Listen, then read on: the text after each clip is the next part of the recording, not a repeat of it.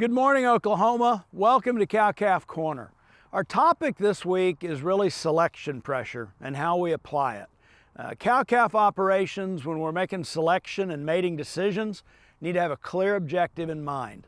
We live in a time that there are 20 to 30 different genetic values reported on any bull of any breed that we want to take a look at, and how we go about using those tools that are available to us, and particularly how we spend our bull buying dollar, has a lot to do with the profit potential we create in the next calf crop.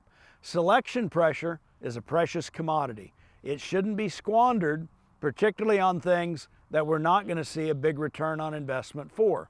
This really gets down to answering a handful of questions as far as how we're going to use a bull, how do we intend to market the calves, maybe even potentially looking at some past production records. So, when we think about how we're going to use a bull, one of the big questions is a bull going to be used on heifers or mature cows? Has a lot to do with how much selection pressure we may need to put on calving ease.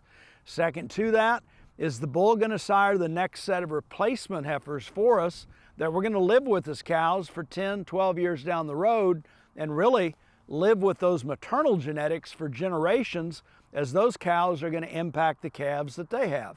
That's going to determine how much selection pressure and at what levels do we want things like milk, mature size, what is the foot soundness, the environmental fit of those daughters going to be based on where we're going to put them in production.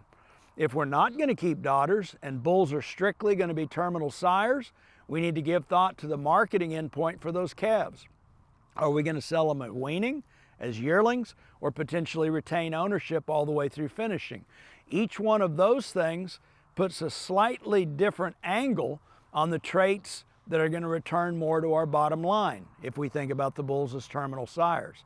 Final thought is really, if we've got them at our disposal, taking a look at past production records that have came out of our operation.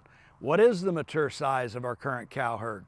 What kind of percent calf crop weaned have we seen in past generations? What's the post-weaning performance, the weaning weight, the potential carcass merit of the calves been that have came out of our operation?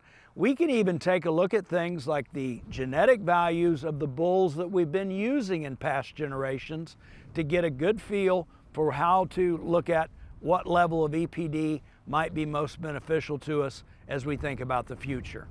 All these things can be distilled down to a number of priority traits, maybe one or two, maybe just a handful of things that we know are going to maximize our return on investment in genetics that we use in purchasing bulls this spring. As always, thanks for joining us on Cow-Calf Corner.